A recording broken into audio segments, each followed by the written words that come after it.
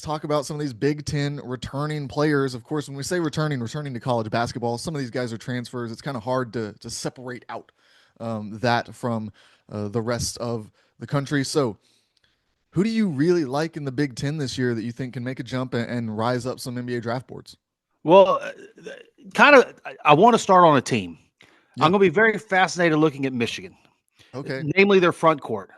You have Yaxel Lendeborg that's coming back. I think he's going to have a fantastic season this year. My preseason started number one overall with what we had in the preseason for me, players in college basketball. There's so much that he can do. UAB last year, all five counting stats, he led them. And the production and Dusty May's system looks like it's going to be kind of catered around or playing through him when he's on the floor. But also he shares that front court with Morez Johnson and Ade Mara, both guys that I feel like a new scenery, a change of scenery with coming to Michigan could be very intriguing looking ahead toward their NBA prospects. Morez Johnson is a big physical presence on the block. No matter the skill set, the switchability, what you have, fluidity athletically that they look at, physicality is never going to go out of style in the NBA. While he might not have the upside of some others, there is a baseline that he brings of being able to rebound the basketball. It's going to be very intriguing to see how that looks, kind of what he's able to do defensively, how he's able to stretch out his offensive game a little bit. But there's some definite something there to monitor and watch as he continues forward with this Michigan team. And then Ade Mara, never quite got it going out at UCLA. Coming into UCLA, he was a top 20 guy. I guess we were at On Three then when we did the rankings. Top 20 type guy, big 7'2" type presence, who's able to create advantages on ball. Mhm. Sees the floor well. He's got some perimeter stuff to him. He's got the length there. He's able to protect the rim a little bit and all that. There's a very intriguing play that he has at a Demara with that size. I'm very eager to see the step that he takes with this Michigan team. So Yaxel Lendeborg is the one that everybody's going to be looking at. He was a borderline first round pick this past year. Possibly some people have him around the 20 range. Yeah. Decided to come back to college basketball, get another season under his belt, and see if he can grow from there. Early returns have been very positive with Yaxel. He's going to have NBA eyes on him all season. However, with those eyes being there, I'm very eager to see the moves that both Morez Johnson and Ade Mara are both able to make in this college basketball season. Yeah, and I think two completely different front court options to play with Yaxel in there. And I think that's going to benefit both of them. Scouts are going to be able to see what they bring to the table next to a guy who you know is a staple, a guy that these teams are interested in, we know. And so when they see the spacing that Ade Mara can help create, that's going to be interesting. There's some teams that are going to say, that's how we want to play. Let's look at that a little bit harder. When you look at Morez Johnson, you talk about the physicality, just the physical dominance that they're going to have on the floor with Yaxel and his ability to cover ground, his ability to impact the game. Like you said, all the counting stats. When you combine that with a guy who can just bruise and do some of that physical work, allow him to roam, to get some more space to do his job, that's going to be valuable to a lot of teams too. It's all in the eye of the beholder in these front courts, and you got two different options here. Somebody's going to walk away saying, I really like what we saw next to Yaxel Lindeborg when they watch Michigan. Yep. No, I agree. I'm fascinated to see how the season goes for them, what the minutes look like, and what kind of stuff they're able to actually unlock at this Michigan program. Yeah, I'm going to head in a different direction here. We're going to go to the backcourt. I'm going to talk about Bennett Stirtz at Iowa.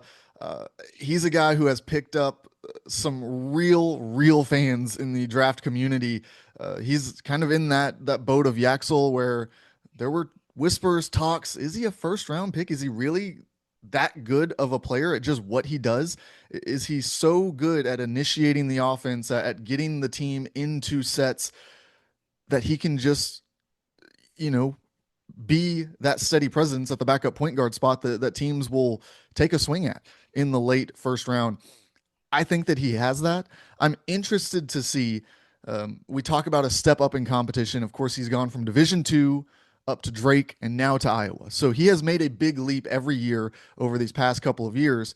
And last year it was no problem. Not only was it no problem playing at the mid-major level, he also went into those big games when he would face the high major competition. He looked at his best, I thought, in those settings. So I'm not concerned that he's going to have a dip in production at Iowa, What I'm interested to see is, does it look the same? Is he able to just have that full control over the court that he seems to have at that point guard spot up against a higher level of competition athletically more than anything?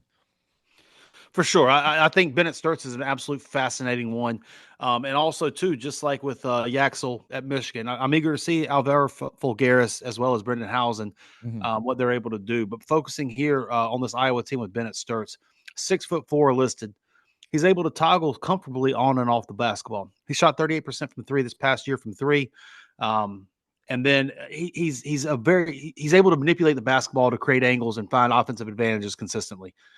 So he's got the floor vision, the awareness on ball to create advantages, but he's also able to pull gravity off ball Mm-hmm. and shoot it. At 6'4", he's got a lot of swagger to him. He plays with a little Yeah. bit of a flair as well. Always on the court, and I think he's an underrated defensive player as well. Especially off the ball, able to kind of cut angles and find passing lanes and be kind of aggressive playing off ball defense. There's a lot of stuff there. There's a lot of things that you like with his ability to shoot the basketball, which obviously there's something there, but he's also on the basketball, able to create advantages, able Yeah. to process the game pretty quickly when it comes especially to pick and roll, getting the teeth of the defense, spray the ball around a little bit as well. There's an intrigue there. As you mentioned, 20 points per game in the 5 high major games he had this past year. I think they were 4-1 in those games, including 2 in the NCAA tournament. The lights were the brightest, and he stepped up. He was the MVC player of the year last year as well. I'm fascinated to see what this Ben McCollum-led Iowa team looks like. I'm fascinated to see what Bennett Stirtz looks like playing high major basketball consistently. And then also kind of as a secondary, we don't have to get into them, but Fulgaris and Housen, Yes. I think also could be very intriguing players to kind of keep an eye on to see how they do this season as well. Yeah, I think two guys that are going to benefit from a player like Bennett Stirtz being out there, just like we talked about those two guys at Michigan benefiting from playing next to Yaxel. Where do you want to go next in this Big Ten conference with the returners? Man, I don't know if there's.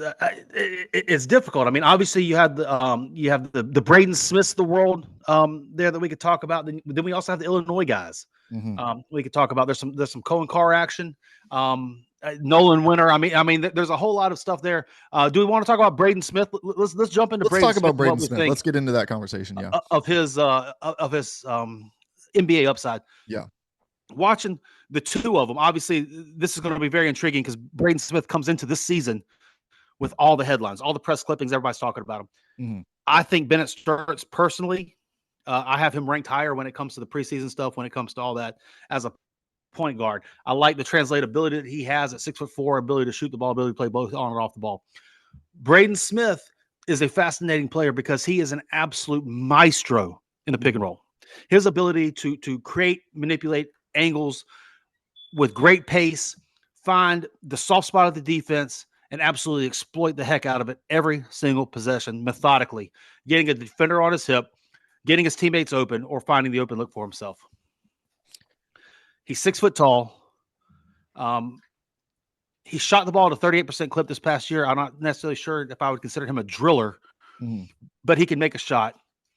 Defensively at the point of attack, I have questions there as well.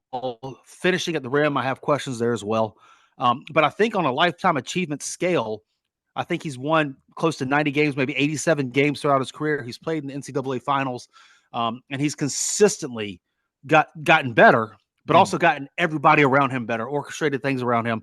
The pick and roll stuff is just fascinating to watch. How good he is at being able to draw a defender, get him into the screen, and pass his player open at multiple levels. As an NBA standpoint, probably going to get a second-round pick based on the totality of what he's done. And then it's going to be up to him to scratch and claw and see if he can find his way in there. The height worries me. The athleticism, the defensive at the point of attack worries me a little bit as well. But there, you can't deny what he's done productivity wise. Yeah, I think you nailed it there on the second round pick, and he's going to have to fight and claw and kind of earn his way into the league. And there's nothing wrong with that. And I think that there's every opportunity that he would kind of fight and claw. We see some of these guys when they don't check the boxes on the physical measurements, when they don't, just look the part. Sometimes they have to work their way into the league, find their role. And this is just such a high IQ basketball player, a guy who, when you talk to people around that program, they'll tell you he is the most fierce competitor. Like when you talk about the standard that has been set at Purdue over these last few years, he is one of the key pieces in keeping that at such a high level year over year, making sure that everyone is rising up to where he wants to be from a competition standpoint. So I love his game. I love watching him. But like you said, it's just there's only so many spots for small guys in the NBA, and he's going to have to find where his is before he's given the keys to anything at the next level. Yeah, and looking at those guys too, you have like the Jose Alvarados of the world, the TJ Right. McConnells of the world, guys that are able to just really pester you on the defensive end of the floor, pick up for 94 feet, and have no problems doing that for the entirety of the game. It's going to be a fascinating journey. For sure. I want to take us. You mentioned Illinois there. Let's go ahead. Yep. Let's talk about that a little bit. That's another one where we could just talk about the whole team if we wanted to. Yeah, I'm for going to sure. lead with Stojakovic. Hmm. I'm really intrigued by the scoring punch that we saw at Cal. We know that he can get buckets, but if you go back and look for a guy who was putting up the amount of points that he was at the position he didn't get a whole lot of NBA draft buzz last year. It's not like he was one of these guys who we were talking about fringe first round and then came back. So I'm interested to see how he takes his game, excuse me, to the next level. Is it in the efficiency on the offensive end? Can he become that bucket getter who is at a high enough clip that these teams say, look, we just have to put him out on the floor and get the ball in his hands? Or does he improve in the other aspects? Does he add some rebounding to his game, a little bit more in the ability to swing the ball around the perimeter? Does he add some defensive elements there, just the ability to sit down and be a reliable, maybe not the first or second guy, but that third guy on defense, that team defense kind of guy that we talk about? Can he sit down in a stance and guard somebody without having to be hidden on that end of the floor? Those are the things that I'm going to be looking for from him to see if he can rise up the board from guy that's really fun and scores a lot of points to real NBA draft prospect. For me, with Andre, what it's always been, even dating back to the high school, is he's got to become a better shooter.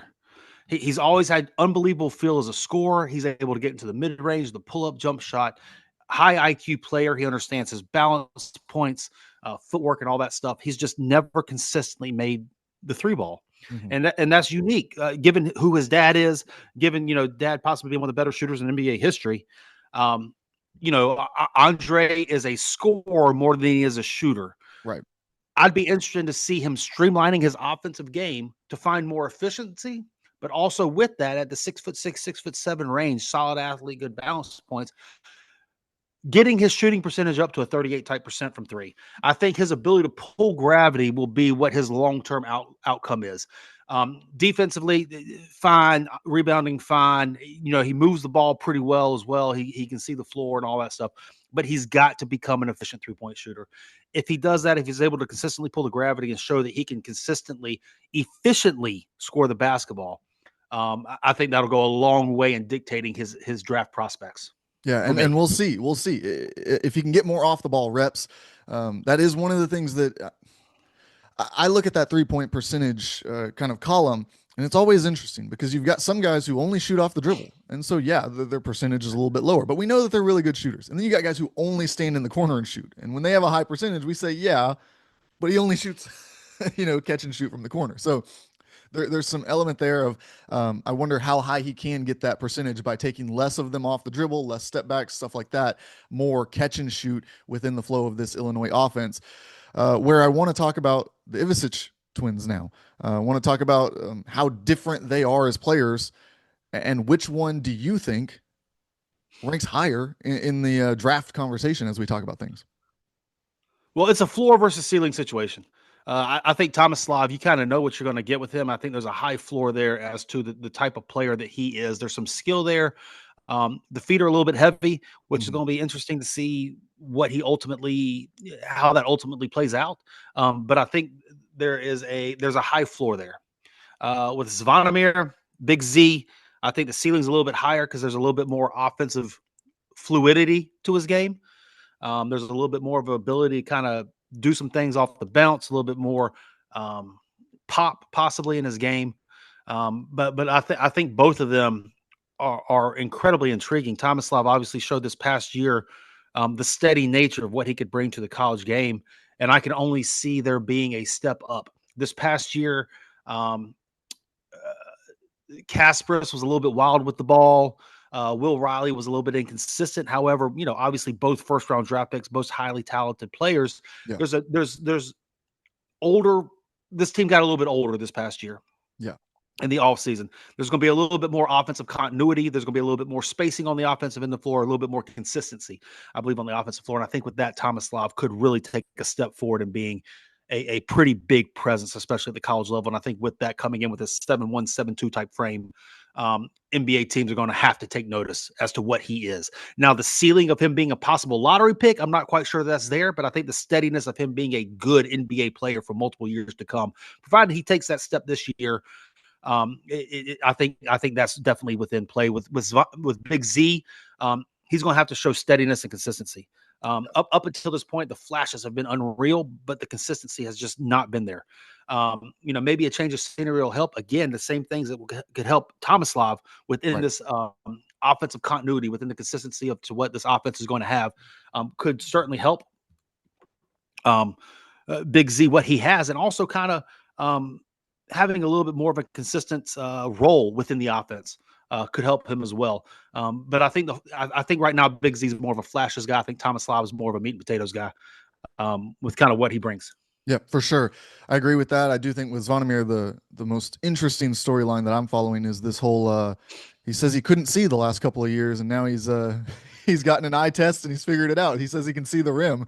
If he was shooting that well That as a helps. big man, if he was shooting that well as a big man without being able to see, I can't imagine what we're about to witness this year. Maybe that's the consistency element that we're looking for. David Let's go. Merkovic is another player to kind of watch Yeah, on that team. for I'm kind of sure. interested to see what he's able to bring. Yep, really interested in his game as well.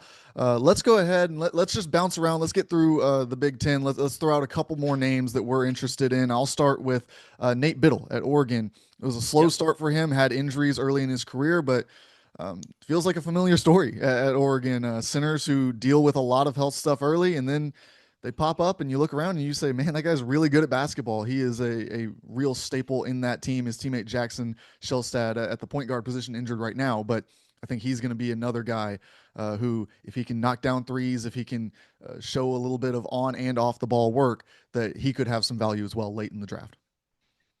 I very much agree with Biddle. I think Biddle's going to be a very intriguing one, especially with the NBA kind of going back toward the bigs a little bit. I think Biddle's got a chance to open some eyes. Cohen Carr, Michigan State's one that I'm going to have my eyes firmly planted on. Freak athlete. Defensively, you love what he brings, the instincts that he brings. He can he's a stocks guy, defending off the ball, defending on the ball, all that stuff. What developments does he make on the offensive end of the floor? He's going to have to take a step for this Michigan State team to reach the top 25 potential that they want to have this year. He's going to have to take a step forward offensively, be a guy that they can rely on with some scoring. It's going to be very interesting to see what steps he takes. Yeah, Tucker DeVries at Indiana. Look, I feel like his stock has almost gone down just because of the couple of injuries that he's had and the kind of plateau. I think in terms of we wanted to see him add some things to his game. It didn't necessarily get there, but I still think that he's going to probably enter the NBA and find a spot in a wing rotation somewhere in forward spot and just be a solid guy that you can rely on there. I don't know how big his ceiling is, but I do think there's a floor there to his game that will be valuable in any system. The Wisconsin trio for me, that's kind of right there on the cusp. John Blackwell, Nolan Winter, Austin Rapp. Be very interested to see kind of how they look this year. Nolan Winter, big guy who can stretch the floor a little bit, kind of look for him as a double-double type guy. Blackwell taking just a step forward into the scoring role, seeing how he can streamline and be efficient with his scoring. Also, as a smaller guy, can he kind of toggle in between some play setting as well as efficient scoring? And then Rapp, with his positional size and ability just to shoot the basketball, I'm eager to see what he looks like in that Wisconsin system with other players around him as kind of a third option. Does that make his shooting more efficient? Yeah, and I'll wrap us up here. I'm going to keep an eye on Donovan Dent for sure. 20-point per game guy last year, making the jump to the high major level at UCLA. And we'll see how quickly he can get things rolling there. One last one that I'm fascinated to see, out of sight, out of mind guy, Rink Mast at Nebraska. Yes. Yes. I don't even really know what to say about him.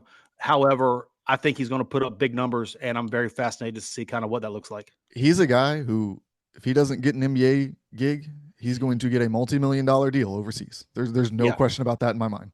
yeah. He I think he's going to be a big producer in college basketball this year with his size. I think that could open some eyes.